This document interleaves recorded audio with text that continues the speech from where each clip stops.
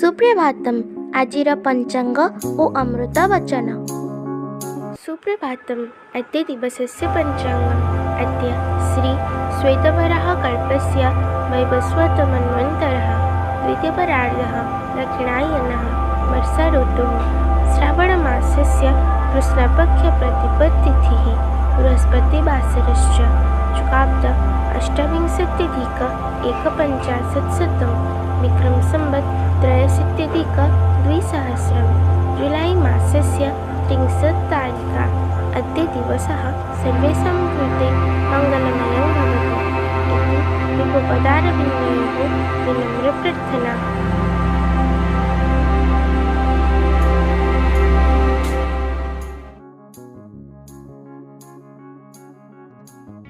श्राद्धरे तृप्त पितृगण शुणिले गीता पारायण अशेष सन्तुष्ट हुअन्ति पुत्र को आशीष दियन्ति आनंदे जान्ति पितृलोक न थाए तांको दुख शोक।